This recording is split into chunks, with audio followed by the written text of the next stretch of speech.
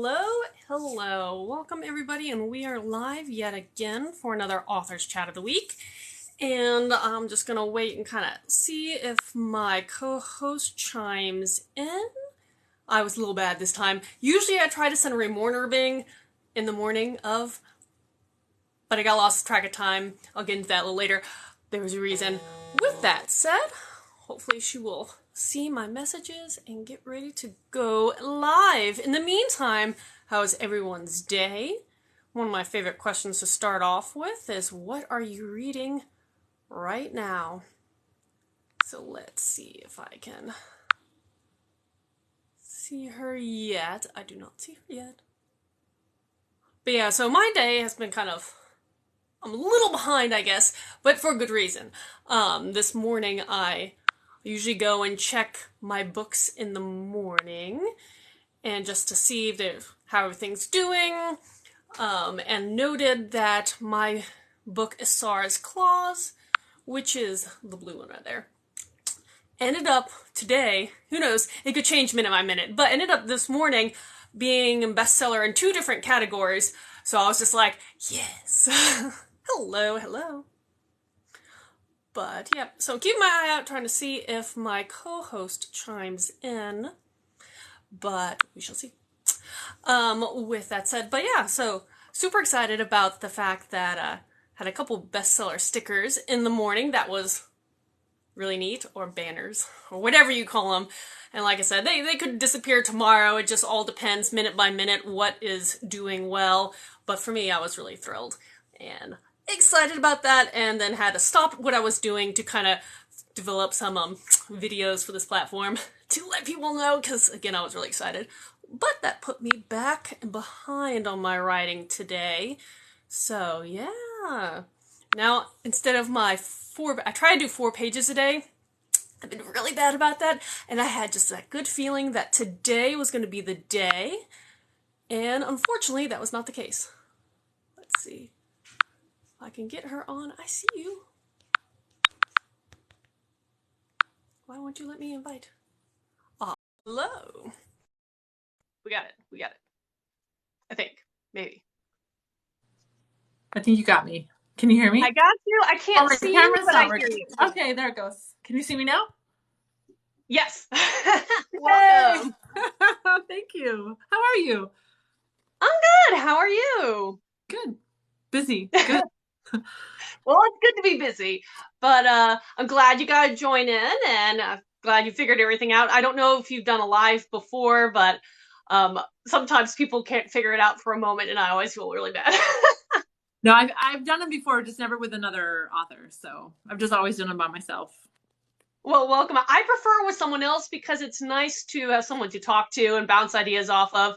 And I love when people put comments down below, but it's still just kind of more comfortable when you see someone. Right. Yeah, exactly. So speaking to dead air. Exactly. Well, not dead air. You have listeners. It's just a strange scenario. Mm-hmm. But welcome again. And how I kind of structure these lives is because people will be chiming in on your end, my end. Who knows? Some people will probably stumble upon us, which is always cool. But I always let my co-host, tell us about you, tell us about what you're writing, etc., so on. I'll do my little pitch on the side, and then we'll go from there and just talk about books, writing, wherever you want. Sounds good. So I am a new author, newish. I've written my whole life, but I was first published in April of this year. So and my second book is coming out on Saturday, so I'm really excited about that. But I write historical fiction with like a low fantasy paranormal aspect to it, historical Scottish fiction. So my books are. I'm sorry. Kind of like the Outlander series. I'm trying to think. Yeah. Okay. Yes, Okay. a lot like that. Yeah, a lot like that. But they're set in 1296 England and Scotland, when King Edward, I don't know if you've heard of him, the Hammer of the Scots, Longshanks, he sacks a Scottish town and basically takes Scotland for his own. And so my story takes place around that historical event and things that follow it. Wow, that's cool. And I'm assuming you're out and about, but I always offer, if you have a cover of your book, you can show it. I do. Of course I do. Words are So great. this is the first book, The White Witch's Daughter. I don't know if I can Love turn it it. around on a live, but I haven't figured that out yet. it's actually on sale right now, like half off on Amazon. So it's normally $20.95 and it's like $12.40 or something like that right now on Amazon. So and then I also have this short story. My fans of my readers and my ARC team, they really wanted to see my main character Edith as a child. She has these premonitions and these forewarnings in the form of dreams. She didn't, and there's a short story here. It's only like 14,000 words of her as a child when it all started. And then this is the one that's coming out on Saturday, Conjuring of Valor, book 2. I'm so excited. And is Conjuring of Valor a sequel, I'm assuming? So it is, yes. Right now I have planned 3 books, but who knows, because I want to wrap it up nicely in a nice little bow after 3, but there's some side characters that I've just fallen in love with, and some of my readership has just been like, we want more Kate, or so yeah. I might follow later on and do a book about side characters. But it's the thing is, like, once you develop your world, whatever that is, based on history or just something super fantastical, kind of like mine, your readers enjoy it, love it, want more of it, and you just have to do what's right by your story and say, nope, this is the end, or I'm going to expand maybe in this area, kind of thing. So right. That's so exciting. Well, congratulations on your first year of publishing. Thank you. It's been a wild ride. It's been a wild ride. I love it. Okay, so what I'm going to do is just my little spiel quickly. For anybody who doesn't know me, I'm Katharine Weibel. I write epic fantasy in various age brackets. I have young adult, new adult, and adult literature. And just depending on the age, kind of depends on how dark it gets versus how whimsical and fun. So I have 2 books currently in my young adult series. It's called the Jet Chronicles. It's a magical multiverse. You have 12 magical planets. It's kind of a fun one for me to pull my from my love of all different kind of mythology. So you'll see creatures of all sorts in and around that universe. And because it's on the noble bright side, it means it's on the more positive side, kind of like Lord of the Rings and sweeping adventure. Yeah. My new adult series is a 4-book series. That was my debut.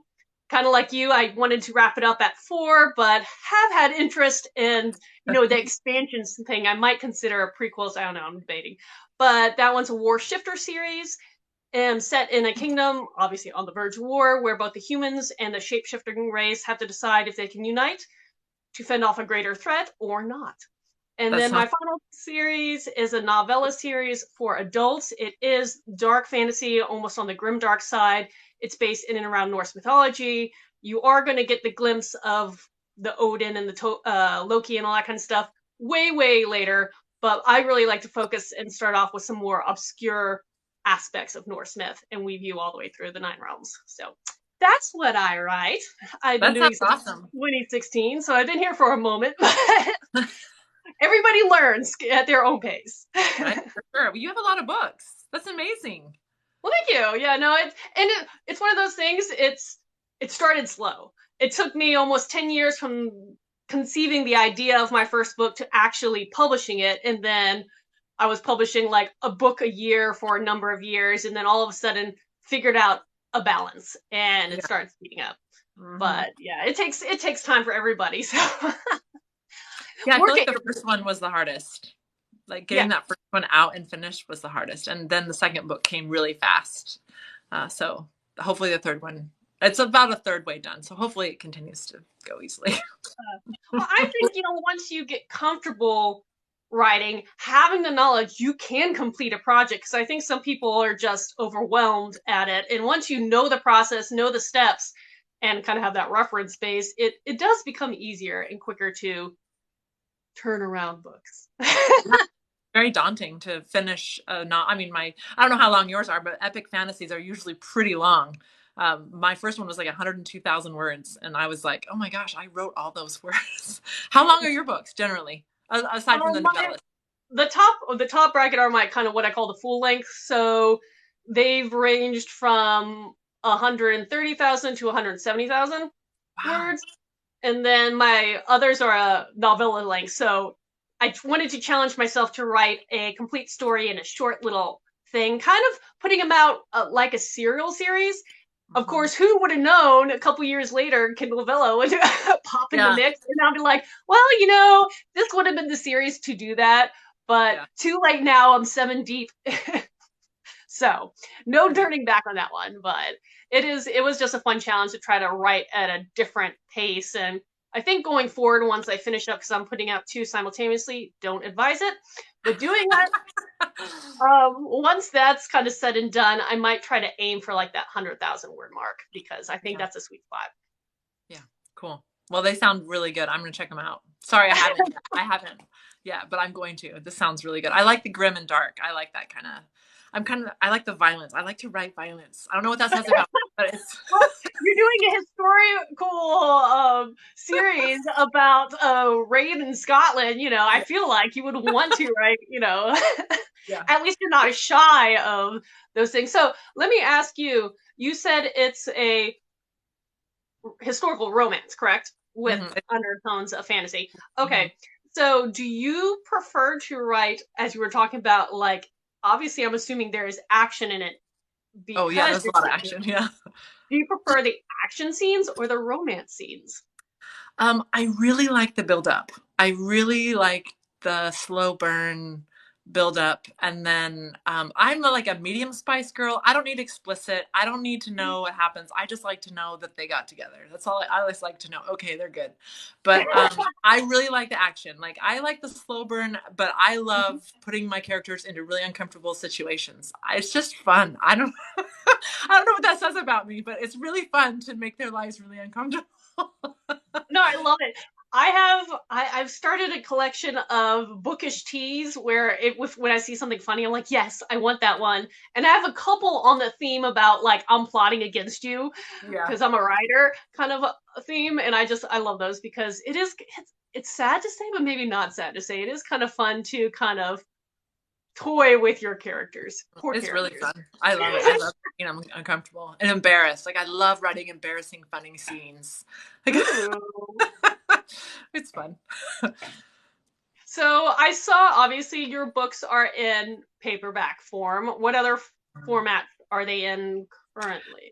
They're an ebook as well, and The White Witch's Daughter is currently being reviewed at ACX. Good people at ACX are reviewing it. It's complete. They're just reviewing it to make sure, before it's published, to make sure everything's good.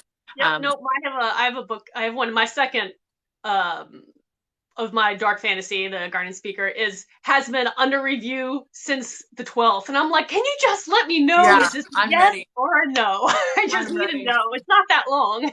Yeah.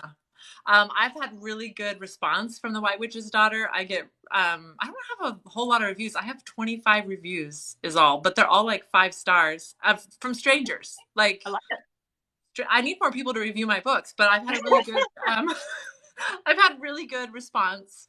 And so I thought, I'm just going to go ahead and put it out there on Audible and see what happens. So good luck to you and good luck to me. Fingers crossed. Yeah, good luck. I mean, that's been a new process for me this year, trying to navigate the audiobooks. And right now I'm trying to get all 3 of my series converted, but they're all different stages. And again, the wait is probably the most frustrating part.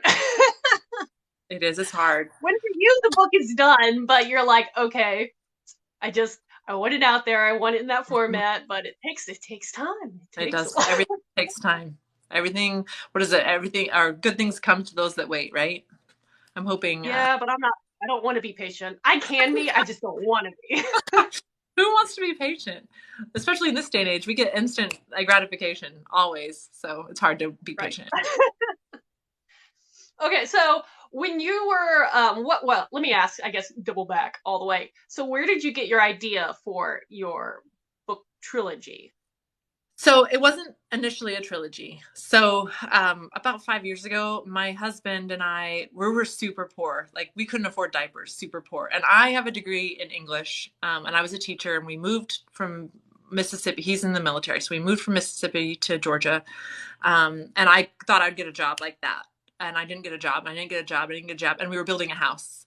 And I was super scared. because it was going, all the income was, it was all based off our old income, where I was two people contributing. And so I thought, okay, what can I do? So I was teaching painting classes, and I was like, I can write. I have a degree in creative writing and literature. Like, I love to write. I can write. And I was reading stuff for free on KU, and it was not good. And I was like, I can write better than this. These people are probably making hundreds of dollars a month, you know? And now that I've learned, that was such an arrogant thing to think. Like, these are crap. I can do better. I'll make more money than they have. You know, like, so arrogant. Well, here's the thing: is I've heard that it's not necessarily the arrogance part, but it's that I feel like I could improve on the points where I think something's weak, and that may be true. Now, so you also have to understand you probably have weak points too, because everybody starts. But yeah, sorry, continue. No, it's just like a huge learning curve. Like, you know, it took me 5 years to write the book. It's like I learned like, that was an arrogant thought. Like, I totally assumed that these people were just turning out what I deemed as poor writing, and like, you know, just try to make a quick buck. I was shocked at how hard it was it was easy to start the novel. It was hard to finish it, you know. But I finally finished it. I decided a lot of things happened between then and now. Like, we moved 2 times. I lost 2 babies. You know, like, a lot of stuff happened. So the book got put on the back shelf. So maybe it wouldn't have taken me 5 years, but it did. So anyway, it finally got published, and I sat down to write another book, and my characters wouldn't shut up. They kept intervening. And I just started writing, like, stream of consciousness, like, Edith wants this to be told. And it was just like, they're real people to me now. You know, it's like they wouldn't shut up. And so I was like, okay, there's more to tell, because this whole, the Great Cause, which is Scotland trying to win back their independence from King Edward's coup.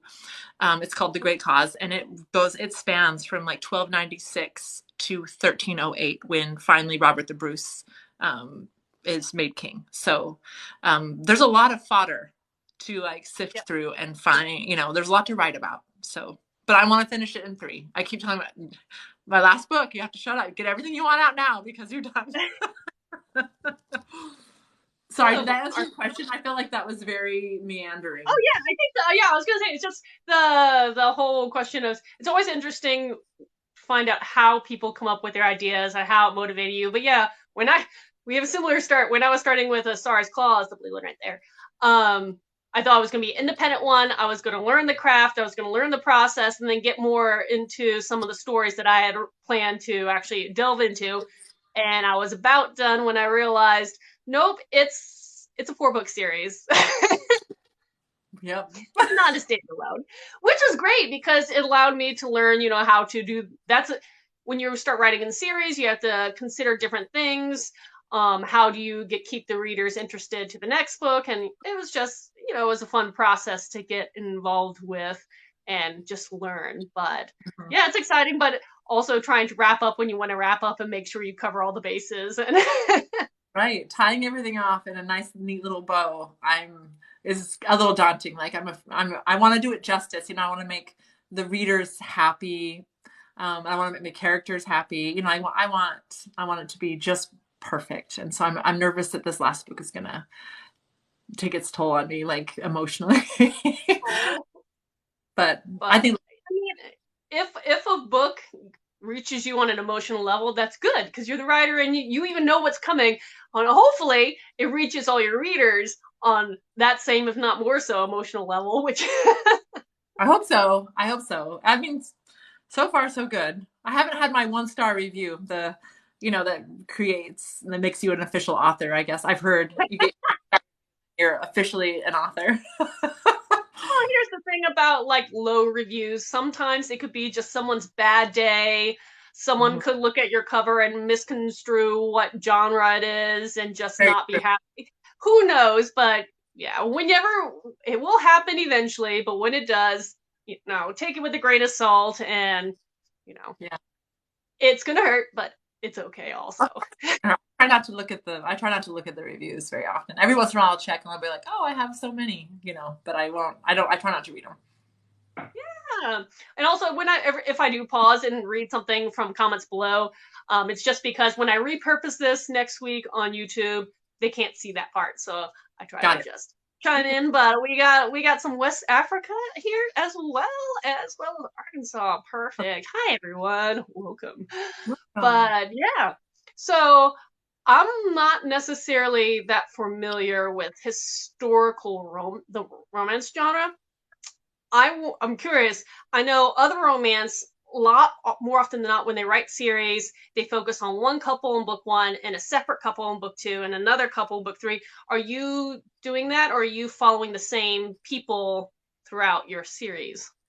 So maybe I'm doing this wrong. I know there's no wrong way or right way, but my main characters, Edith and Ewan, they are in The White Witch's Daughter, and the series follows them. But Ewan has two siblings, and so book two follows. You see a lot more of his sister Kate, who is like, I love her. She's amazing. So book two, you see the main characters, like you see the progression of their lives, but you also get a lot of information in book two about Kate and her love interest. And then in book three, you see a lot about his brother Ian and his love interest, which is enemies to lovers. It's a arranged marriage, and it's not going well for them. It will eventually, but yeah. I follow like the main thread of Edith and Ewan, and then throughout the books are interwoven the other characters that you see that you love, their relationships and how they grow. Well, like when I write, I focus on one point of view. It's my main character of whatever series that is. I've yet to branch off into the type of books where maybe each chapter or subsection changes points of view. Do you use multiple points of view, or is it, I mean, how are you telling this story? I'm assuming it sounds like you are, but I'm not positive. I use multiple points of view. The first book, you see the main character Ewan's point of view like twice. And then book two, you see Kate's point of view and Edith's point of view. And I don't do like, this is Kate's chapter and this is Edith's chapter. Like it could be like 4 chapters of Edith, and I don't label them as such. It's like when you read the text, you know who's talking. So, and it's just, I feel like it flows very well. And the feedback I've gotten from my beta readers and my ARC readers has been like very favorable. So hopefully the rest of the readers, when it goes wide, also agree. That's still so exciting. So yeah, okay. So you use betas and alphas in your process? I do. Mm-hmm. Perfect. I mean that's the smart way to go, especially when you're starting off early. I've never used the alpha raters, but I do the betas and I do the arcs. So, but yeah. So, how did you have a muse? Oh, sorry. Say that again. Sorry. I'm sorry. Go. I was asking if you have like a muse or somebody that you call when like you're stuck or you want to think out loud. Are you a think out loud person? I'm that way. I'm a talk out loud person. You don't have an alpha reader. Yeah. Oh, I know. I'm a talk out loud person. So anybody who comes into my area is probably like, "What? Who is she? Who is she conversing with?" But yeah, I don't necessarily have, I guess, what some people use as a muse to kind of run ideas off. I just kind of work them out myself over and over, or I'll put a pin on one thing and then flip back to another project, because I guess that is the plus side of putting out 2 projects simultaneously. I can put one aside and kind of let it mull over it in the background while I'm focusing on maybe the editing of another project. But, and so far that's helped me figure out any major issues that I've had, until obviously the editors and betas are like, you might need to patch up this hole, or this is maybe not as clear, you need to do that kind of stuff. But as far as story development, I have not utilized the concept of a mentor. How about you? Yeah, I just have a friend who's not a published author or anything like that. She's just, and she doesn't have her day job is not a developmental editor, but she loves stories and she reads so much. So every once in a while I'll call her and I'll say, this is what's happening. I need to get from point A to point C, but I don't know how to make it happen realistically. And this is what I was thinking, but does it sound bad? Does it sound too hokey, or does it sound unrealistic? And she'll be like, sometimes she'll say, yeah, that doesn't sound very good. Or she'll say, what about this? Or what about that? And what about that? And usually when I'm talking out loud, thinking out loud with her, an idea comes in my mind. So it's just, she's just awesome to like, she picks up the phone every time I call, which is, in and of itself, gold star for her. But like, she's super helpful just to listen to me. And then as she is offering suggestions, usually I can work out what I want. I can see it in my mind.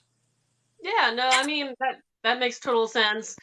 I guess in that sense, yes. On a couple times, I have like talked something aloud and kind of threw an idea past my fiance, and he was just like, yeah, I like that, or I'm not really sold on that, whatever point is. But yeah, for the most part, I don't have a mentor aspect, but I have used sensitivity readers before for different aspects of one of my book series, just because I do value, as for anybody who's going through editing and who chimes in, sensitivity reader, here comes the definition-ish. It's probably defined better, but anytime you're writing about maybe a hot button topic or about someone outside of your race, your religion, your point of view, your orientation, have someone else who is in that category to be like, yes, that's fine, good representation, or no, that sounds like a stereotype, please don't do that, and that's always good. But I've used those before on a couple things just because I wanted to make sure the story read and I didn't want to insult anybody. Really important. That's really important. So Yeah. do you put trigger warnings in your books? I haven't done that. Maybe I should, but I haven't done it. I have not. I mean, I'm totally about, if you feel like that's what you need to do it. Yeah, sure. I have not, but I do try to let people know what the age bracket is. And hopefully you can surmise in the fact that if I'm categorizing it as a dark fantasy or grimdark, there's probably going to be some harder stuff than maybe a lighter side of young adult fantasy, and take it as you will. But I don't necessarily put them in the books or anything. If anybody asks me, I could do it but no one as of yet has asked me or requested that I put that on a blurb or on my website or anything like that, so I have not. Yeah. How about you? I don't know, when I was first researching, publishing my first book, it was like a hot topic at the time, like putting trigger warnings on, and I never did because I felt like, I label it as 16 ages or 16 years old or up. So I kind of was like, yeah, there's some darker stuff talked about, more mature. I mean, I don't go, like I said, I'm not explicit, but there's some themes of sexual assault and things. I haven't put any warnings on it. I was just wondering how you dealt with that. Yeah, I mean, like I said, if anybody did come and ask me specifically, or, I would definitely consider that a little bit more, but as of yet, I've not had any issues with anybody about that. But when I do talk or pitch my stuff, I do plaster the whole tags of dark fantasy, grim dark, dark retelling. Again, not the nice side. If you want to read thematic stuff, I can talk about that too, but not life and fluffy. Hint, hint. Not fluff. Fluff is great too, but I do tend to write on the darker side of fantasy more often than not. That intrigues me. I like that. I'm gonna look it up for sure. I like that. Really. Well, good. Okay, so when you were developing your characters, who was the first character you came up with, and how did you branch off from there? Does that make sense? Like, for me, my first book, I was obviously my main character, and I was like trying to think about her life and everything, and developed her family, and then the people she comes in contact with. So it kind of all stemmed from her. But did you have a first character? I'm like, I'm writing your story. Yeah, my main character, of course, Edith. I just wanted her to be realistic. I see so many heroines in stories where like, I wanted a strong female character, but I also wanted her to be feminine. I didn't want her to be like so many books I've read. I love strong female characters, and that doesn't mean that they have to cuss and act like a man. You know what I mean? Like, that doesn't mean they have to act like a man. And there's nothing wrong with those kind of characters. It's just like, it just felt like it was cookie cutter, like I just felt like every book that said strong female lead, like every female character was the same. So I didn't want that. I wanted her to be vulnerable, but at the same time stand up for herself. And I wanted her to seem like really realistic. And I feel like I accomplished that. But she had a story to tell for sure. And it was hard to write sometimes, like figure out how would this character, I know how I would react, but how does she react? So it was really fun. It was a good exercise. I really enjoyed her, and she wouldn't shut up. So I thought, okay, bye, Edith. Good job. We're done with that story. She wouldn't shut up. I started writing another story and she was like, no, there's more. I still want my say. Yeah. I'm not done speaking. So she's one of my favorites. I love that. No, that's really cool. Especially when a character does kind of take on a life of its own and really genuinely sounds like a unique character and not just a copy of the writer again and again and again. Right. Yeah. And that is, I think, after writing, multiple series, that is my only fear is I want to make sure all my characters do sound unique and true to themselves and not shades of one type. Exactly. And that's hard to do. It's hard to, and the same with my masculine main character. Like I didn't want him to be cookie cutter either. And it was harder for me because I think I'm a female, so it was easier for me to write from the female point of view, but to get into his head, it was a little more difficult for me. And I knew how I wanted him to be. But my sister who has she's one of my alpha readers. She has a very, her marriage is tumultuous, let's just say. Mm-hmm. And she kept commenting like, no man would ever be this nice. No man would ever do this for a woman. And I was like, just because your husband's an asshole doesn't mean that that sounds terrible. She's not on TikTok, so sorry. I wanted him to be realistic, but at the same time, I didn't know how to write this male perspective as a female. So I had to get some help from other men. Like you reach out to like sensitivity readers. I had to ask some men like point of view. I mean, yeah, how do you view this? And they were like, yeah, I would totally do that. Like, cause he's emotional at times, and he's not afraid to show that he's upset or emotional. And that was something that you don't usually see in masculine main characters. Yeah. And that's, having a character that you're trying to represent in that kind of almost dual form of, like you said, masculine, be it he's strong, athletic, or whatever you're trying to represent that way in the male form, but also, or it can be, again, same can be applied to female, feminine, and all that stuff. And then you have that other counter, which people don't expect, which is not true. You can have both. You can have the full package. Yeah. But it's not represented a lot.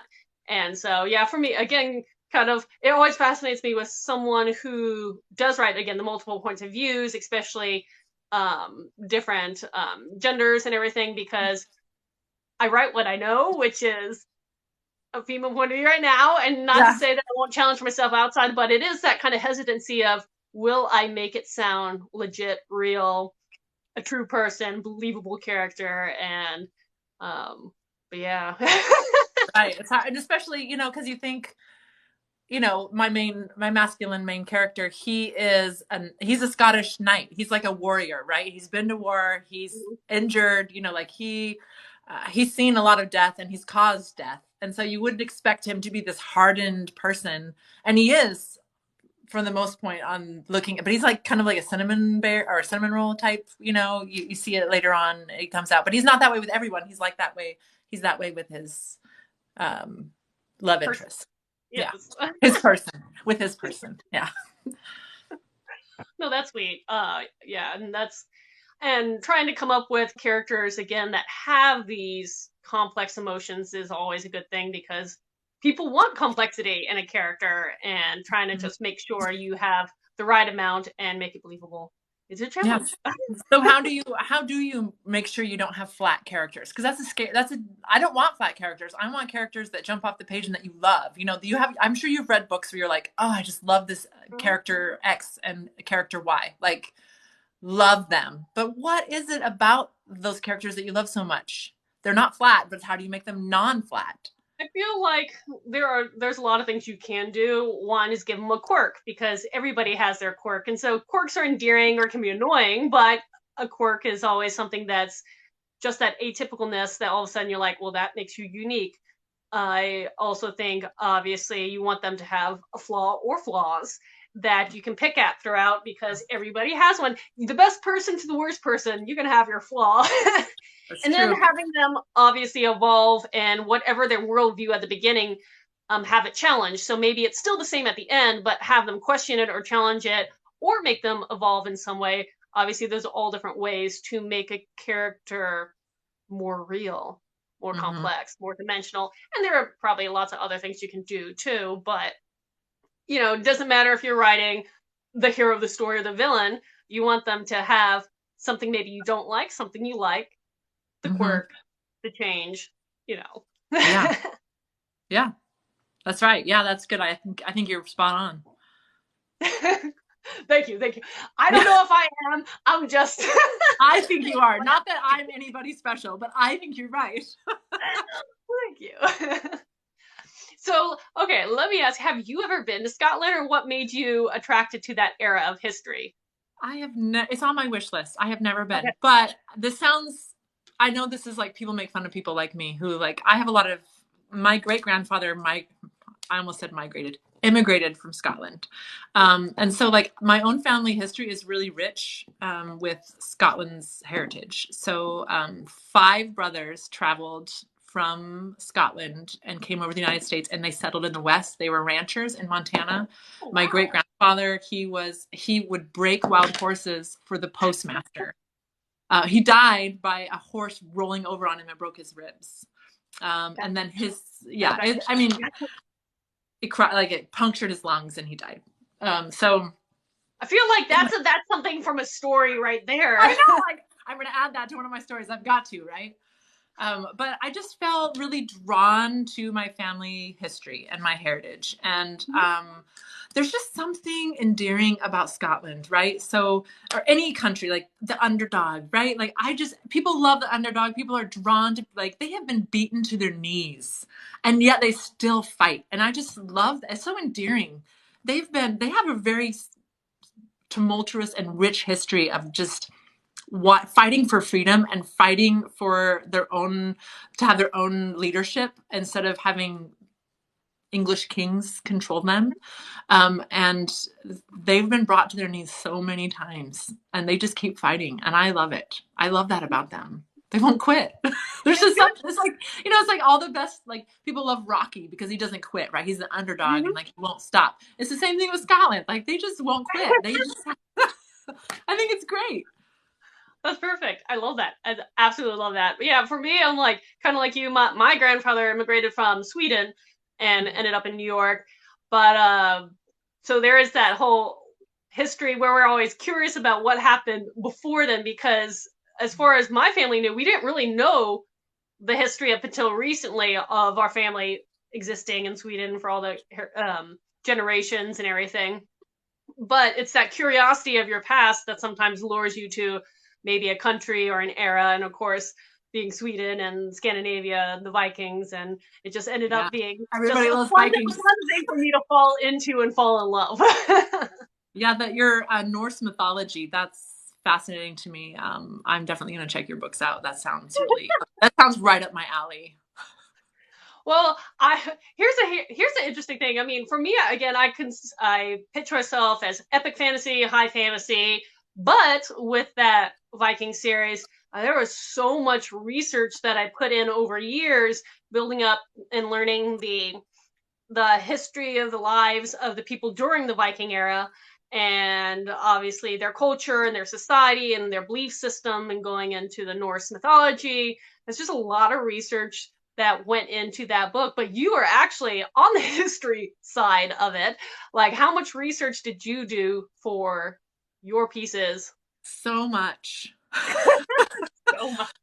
So I've only written historical fiction, published, right? So Mhm. I don't know what would be easier, creating your own world or writing historical fiction, because it seems like there's equal amounts of work involved, research wise. I feel like that's fair, a fair assessment.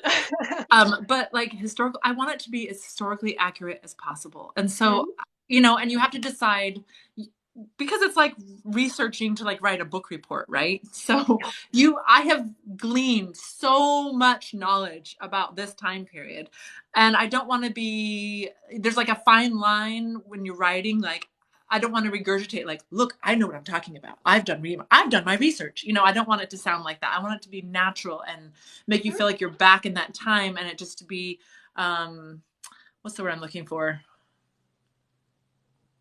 I mean, like you said, historically accurate, like Yeah, just, immersive in a society that's of a different but era. I don't want them to feel like they're reading a book, like reading like a nonfiction book, like this happened and this Yeah. happened and this happened. I want it to feel like it's happening to them.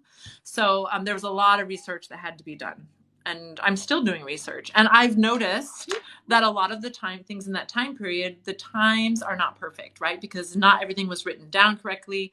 And so I have multiple dates for certain things. And so it's no one really cares. No one really cares exactly what data happened, right? But until you get that one actual historian to like, no, I want to argue. But I know. That's what I'm afraid of. I'm going to get some historian and be like, that's historically that's inaccurate. your one review. This one date was wrong. And I'll be like, yes, now I'm a real author. I have my 1-star review. Oh man, but no, yeah, it is fascinating because I'm like, I write epic fantasy, but no, I want to know, all the terminology for a longship, or what was their diet, or what was their day-to-day life, or what was their social political setup, and the different, when I deal with like Norway and everything, and they had one kind of system, and you go to Iceland and they have a totally different kind of system, and which one do I pick, or do I do a fusion? Which I ended up doing a fusion because I was like, it's all fascinating. Right, good, yeah. And there are a little bit of perks when you're writing fantasy because I'm like, okay, you gotta let me. So let me ask you this. So when you're doing research, are you the type of writer who has, like, you just say, XXX, figure this out later, and then you continue writing? Or do you stop what you're writing and go research it until you find it and then continue writing? Like, how do you do that with all the research? I guess it's a little more of the second. When I know I have a gap, it's one, thank you for the modern technology. It is nice to just go online and be like, let me put a pause for 5 minutes and look up the answer that. But because I'm genuinely interested in not only that history, but that mythos, I read for fun, those stuff. So on my off hours, I'm still doing research, and I'll have a notebook and I'm like, oh, this is fascinating. Oh, I like this little tidbit. Oh, maybe I'll figure out how to interweave that. So when I'm writing, I'm like, I'm going to pull from these old factoids because I did the research early, but it wasn't with the point of finding anything out. It was just the joy of reading that. That was going to be my next question, like, about what you normally read for fun, if it's in the same genre.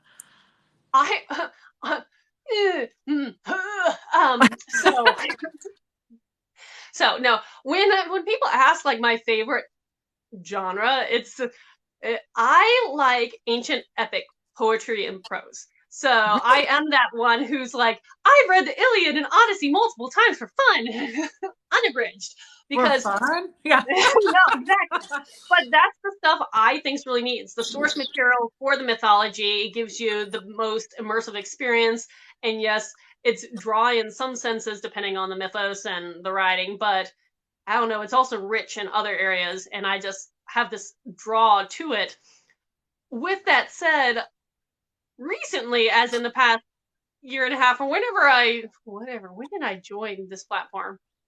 Not even a full year. Oh, I'm almost a year. Okay, but ever since I joined this, I've been trying to challenge myself to read more within my genre. One, to see what is it about these other competitive books, and see what draws people's attention. And two, it is fun to see the whole breadth of from indie publishing to traditional publishing. And since I haven't done that lately, as in a number of years, it's just been fun to challenge myself to read a wider range of material, Mm-hmm. which when you're coming from the eye of the writer, you start noticing like, ooh, I like their approach for this. So, ooh, I like this. Or I'm not really sure how I feel of this, because like first person narratives, I still don't know if I like them. Though they're very popular. I get it. I don't know if it's for me personally. Not my But favorite. And I think it might come from reading epic fantasy, because there's not a whole lot of, I don't think I've ever read an epic fantasy where it comes from the first person point of view. no. I don't think that happens. So, I mean, I feel like the first person thing is definitely a newer thing to me. It is, and I've read some great stories with it. It's just, as soon as I read the first part and realize it is first person, I'm like, A little jarring, isn't it? You're like, oh. I'll get into it. Just give me a couple chapters. Hold on. Yeah, I'm the same. So then you're a third person narrative when you write, or how is you? Third person. I'm old. I'm 42. So like, I didn't grow up with the whole first person narrative. Like that was like a no-no. That was like considered, maybe not bad, but just, it wasn't done, right? Maybe it just wasn't done. Yeah. Yeah, maybe more bit. Yeah. So, and there's nothing wrong with it, because I've read a lot recently from that first person perspective. And I have gotten a couple of stories that I loved. But it is, when I first pick it up, a little jarring to me to be like, I did this. And I'm like, oh, okay. Hold on. You know, put my first person narrative hat on. And That's true. But, you know, to each their own. It is always interesting to see the what or the why someone's drawn to something, or someone has reasoning for avoiding a different approach when it comes to writing, because writing can be, I don't know, books themselves and how people tell your stories can be so vastly different. For sure. And maybe it's just because we write in third person, and so that's always in our head. So when we pick up something that's not, we're shocked, or not shocked, but, you know, a little like, oh, okay, this is different. Now, going back, I think what you mentioned a little earlier about maybe reading something, you're like, oh, I could do better. And again, that's not necessarily a true thing once you actually get to the meat of those stories.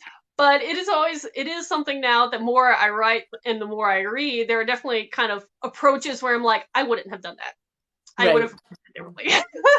But that's what's so great, because there's so many different types of writers and so many different types of readers, that there's something for everyone. Like, not everybody's going to love my book, and I'm okay with that, because I don't love there's lots of books that I've read that I've DNF. Like, I don't, yeah.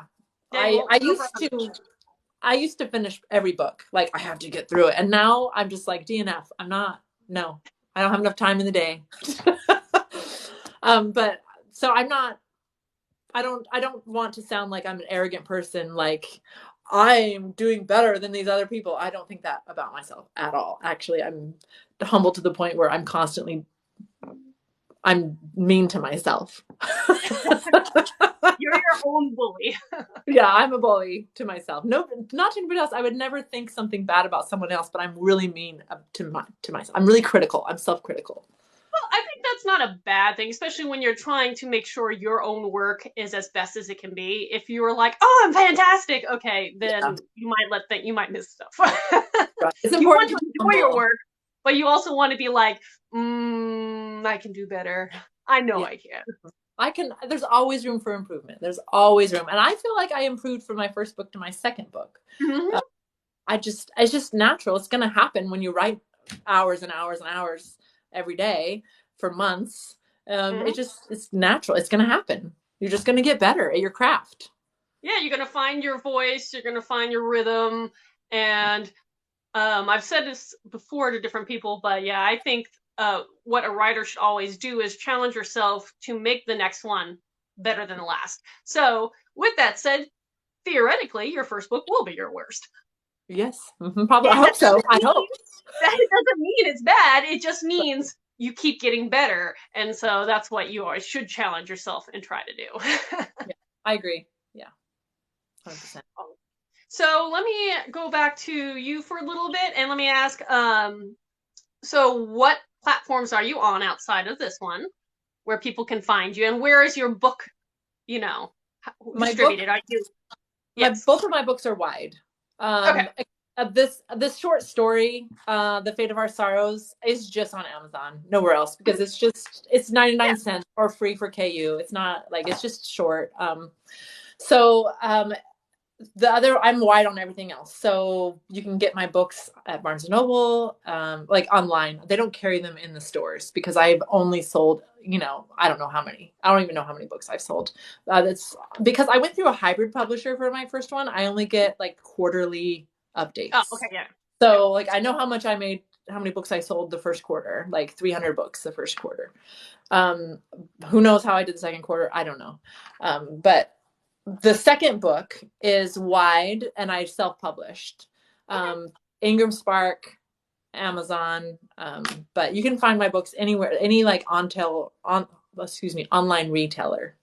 Mm-hmm. As far as social media goes, what's this app called? TikTok. TikTok app. TikTok has my biggest following. That's where I've spent the most time. I also have Instagram and Twitter, but Twitter is kind of like, it's hard. It's hard to figure that one. Yeah, I don't have very many followers on Twitter, and I don't get on there, but like twice a month. Like I don't post a lot there because I don't get any interaction. So it's kind of like if I posted more, I might get more interaction, but because I don't, I just am like, I'll focus on TikTok because that's where I get the most interaction. That's where I sell the most books. So I'm just definitely a huge book community here. Oh yeah, and I love it. I love Book Talk. Like I've seen some really positive things come out of Book Talk.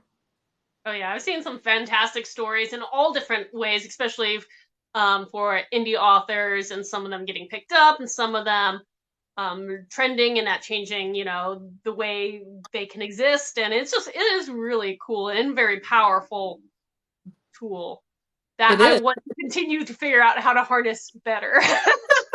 You and me both. I keep wanting to, just make it big. I just want to make it big. I want people to, who doesn't? Yeah. Who publishes a book and says, I hope nobody reads this? Like every other author on TikTok, I just want people to love my story. I just want people to love it. Mm-hmm. Well, your covers are beautiful because I remember I recently shared your written interview on some of my other platforms and was able to look at your beautiful covers real up close, and they're gorgeous. And so if you went indie the second time, did you end up using the same designer? Or did you find someone else to do your second? Because you did a hybrid with the first one. My hybrid publisher was terrible. Their artwork was so bad. I could have done it like on Canva in 5 minutes. It looked really bad.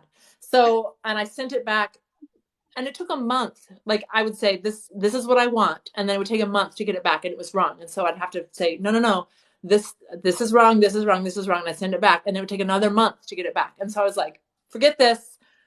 I went to an artist who I knew that I liked, that I saw on Facebook, Etheric Designs.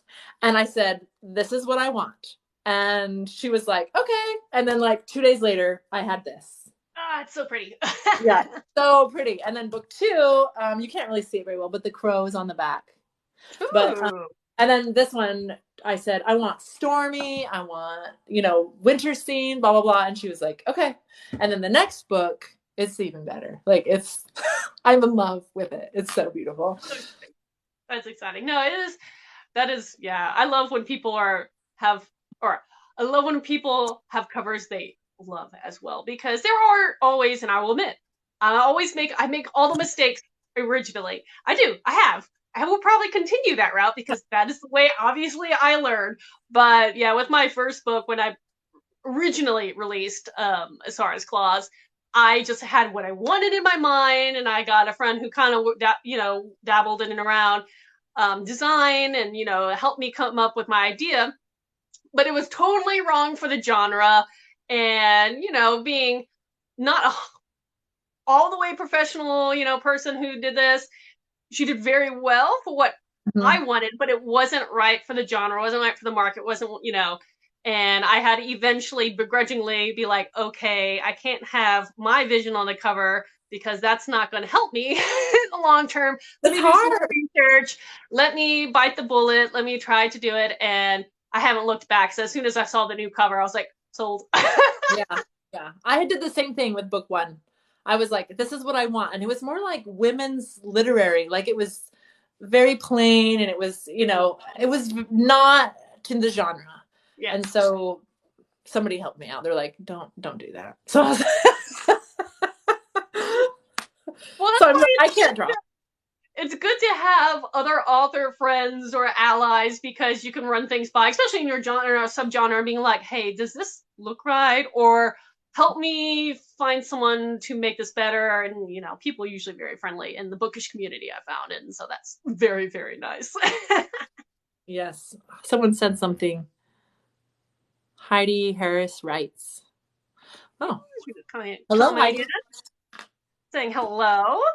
But yeah. Okay, since we're actually rounding the hour, and hours usually go fast, but they're not. It went by fast. It went fast.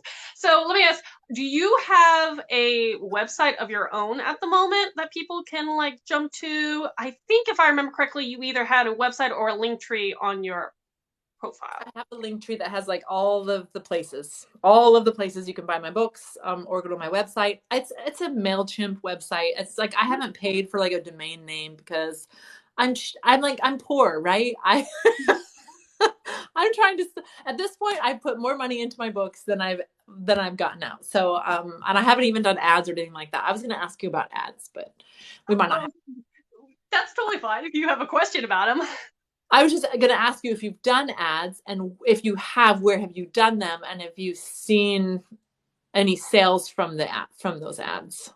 Okay. So talk another hour on this one. Yes, I do run ads. I have played around with them for a number of years, and it's only taken me very, very recently to see how it actually can work beneficially for me. With that said, I did start on Amazon, and originally kind of saw some stuff, but that was a number of years ago. I've been back towards the 2016 side. And as I guess, more bookish people are taking advantage of it and whatever, the algorithms have been always changing. Same thing with Facebook ads. Ended up, could not make it work for me. So I stopped doing those. Dabbled around Facebook for a little while, still couldn't figure out I heard so many good things about that particular ad system. And I just was like, okay, it's probably me as well. So I did take some courses. I took Mark Dawson's Ads for Authors. It's not cheap, but it is extremely detailed. And you have, 50, 60 hours of material you could just go through. And they do walk you through Amazon and Facebook and how to test and how to see if the ad's healthy, how to adjust it. But it's Mark Dawson's Ads for Authors. And with that said, I definitely started seeing my ads trending better, but still couldn't figure it out. So again, there's lots of testing, and I got someone's outside opinion early at the beginning of the year. I'm like, I'm close. I know I'm there. I just don't know where I'm missing it.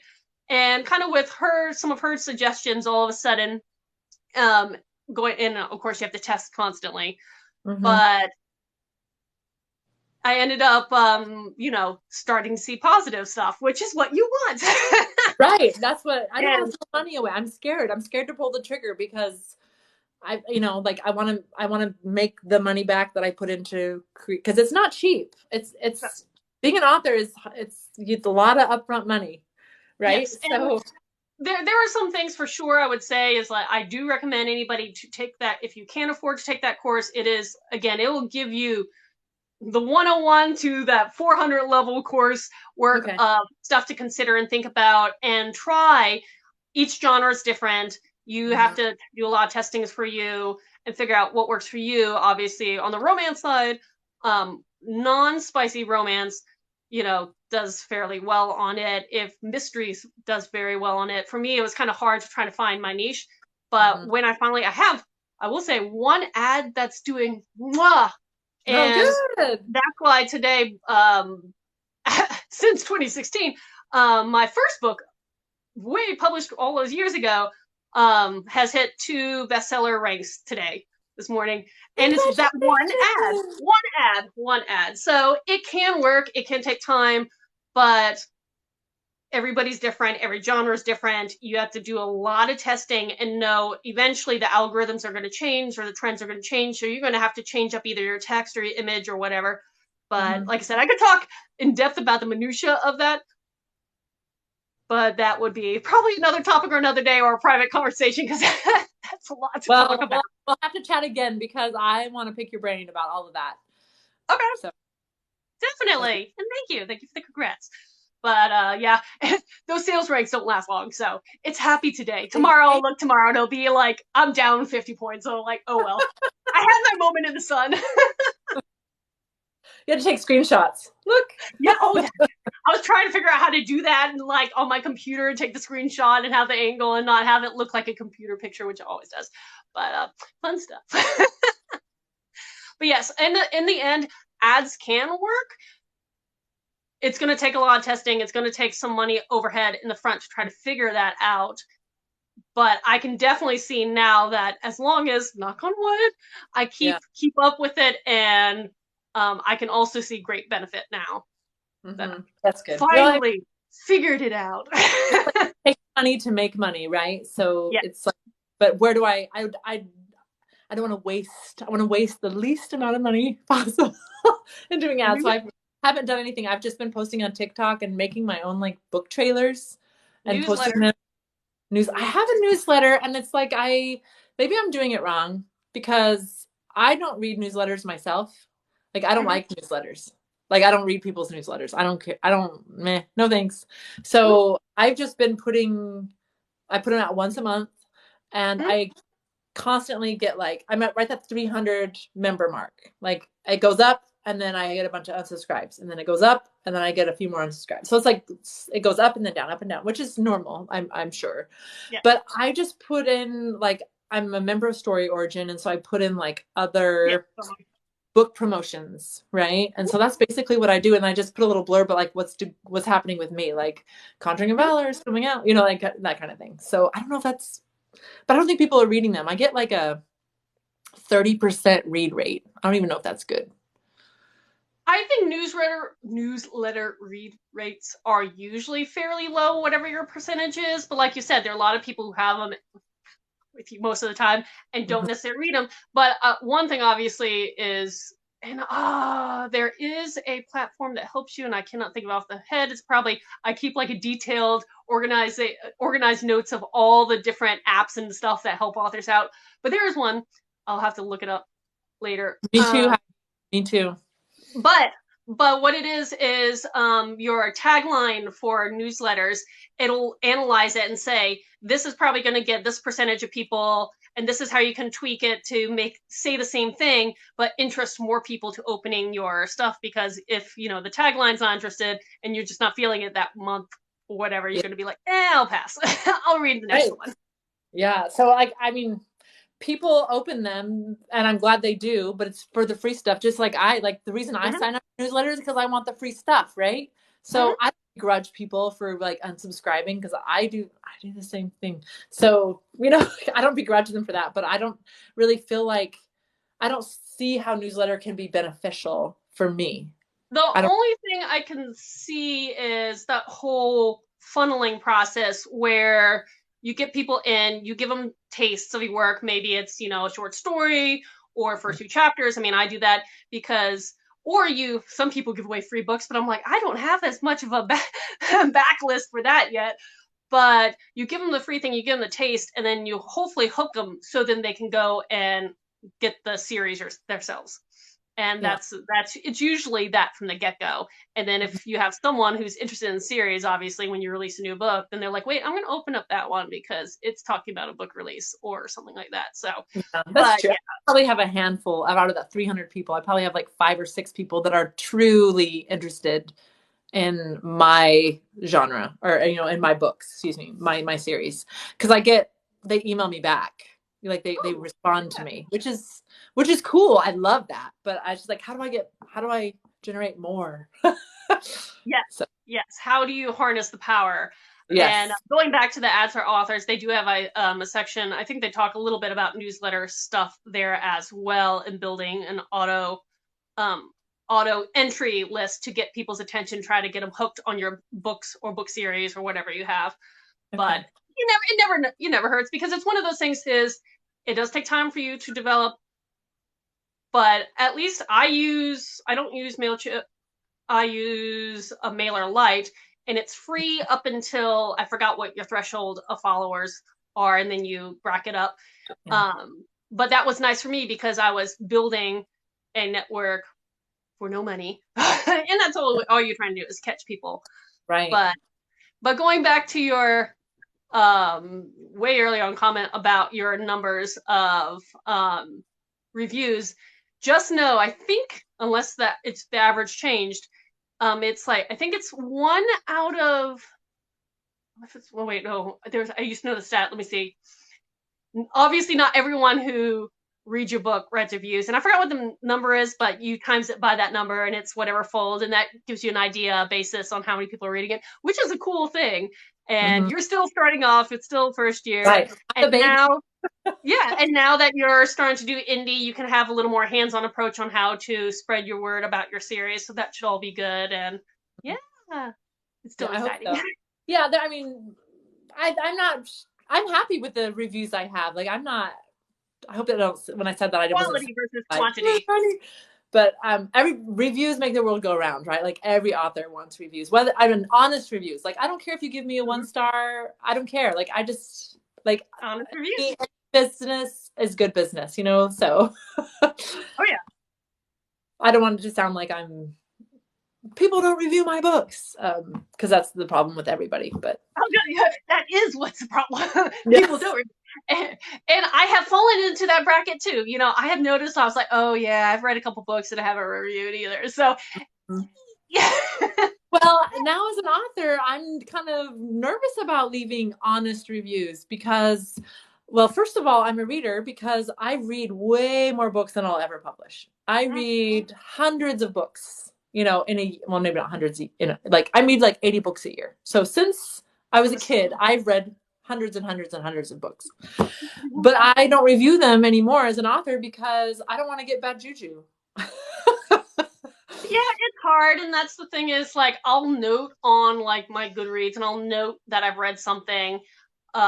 If I feel like, unless there's a book that I've read that I'm like really strongly and I have a reason why, I'm giving it a neutral or maybe not so great review, but that's rarely the case because I also am pretty good at picking out books that I know going in I'm most likely going to enjoy. But yeah, and then I'll, obviously if it's a good review, I leave it. Right. I leave reviews if I loved the book, but if I didn't like the book, I just don't say anything. And that's the whole thing is like, it goes you is like, constructive critique also is always a good thing to approach when you reviewing. But yeah, it is that sticky wicket when it comes to authors. And what happens if you're not necessarily a fan of a book someone gives you and you're like, yeah, I got a free book and anyway, I'll shut up. But, I can think of some nice things to say, so I'll say that. But I don't want to say, like, it's just icky. I don't want to be icky, like as a author, I want to be encouraging and loving and do all I can to help. And I'm kind of like, it's kind of past the point. I can't give a critical critique. It's published. No matter what I say now is not going, they can't go back and, I guess they could go back and fix the book. But like, what good is it going to do for me to tell somebody, look, you can't jump from point of view to point of view to point of view all within one chapter and have no page breaks or have no, it's just.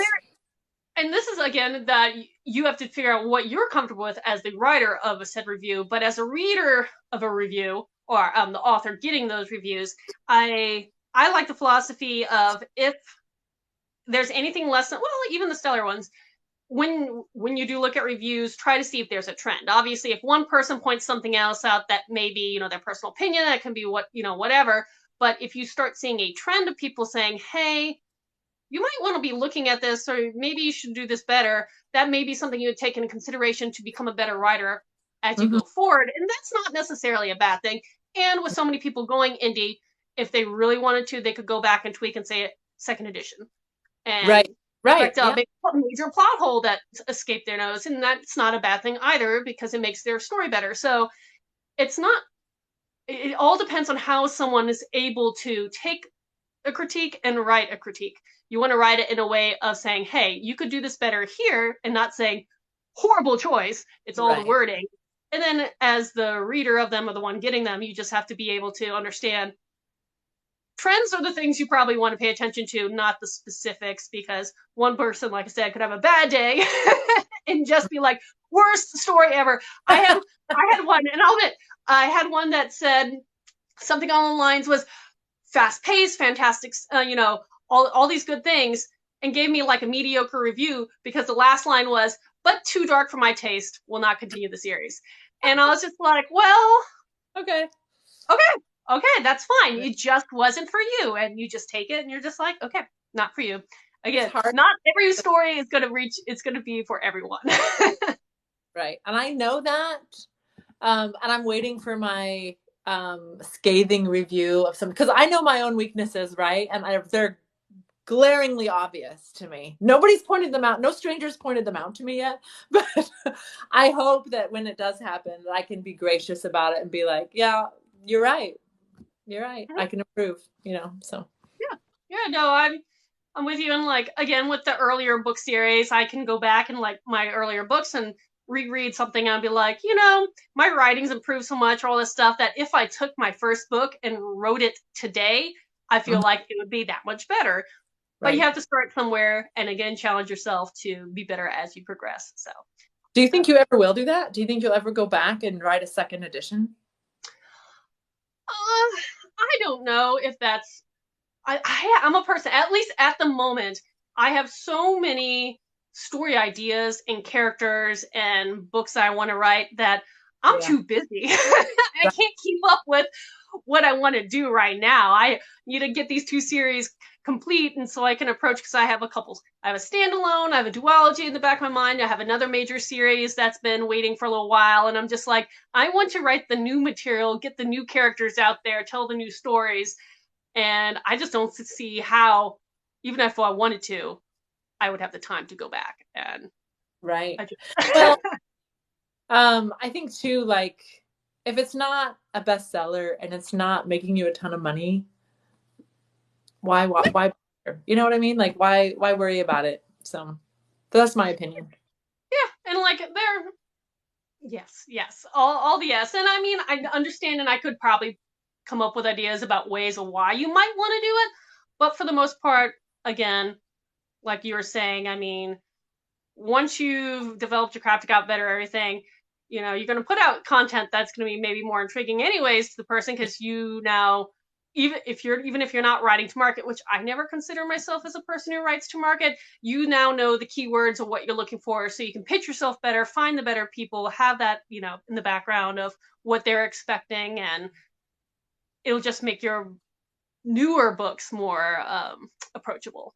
Right. And especially the people that love you, like probably the people that love your first book don't even notice the things that you don't like about it. So, and as they go on, and those fans of that series are just going to love it all the better because you are improving, right? You're improving your craft. You got some people hooked on book 1, so why go back and change book 1? Exactly. I'm giving you permission to not do that. To just Thank you. Not that you about it. I do appreciate that. But yeah, so I'm running out of time personally, but is there anything else you want to tell people? Again, I'll be repurposing this on YouTube for next week with all your tags below for people to find you. I want to give another shout out in case people weren't here at the beginning that The White Witch's Daughter is currently on sale right now on Amazon. It's like 50% off, or almost 50% off. It normally is $20.95 and it's on sale for like $12.40 or something like that. So if you want to start my genre, which is historical fiction, low fantasy, action, adventure, and romance, start with this book. And then this one, it goes wide on Saturday, and you can get all the information in my link tree in under my bio. So Conjuring of Valor goes wide on Saturday.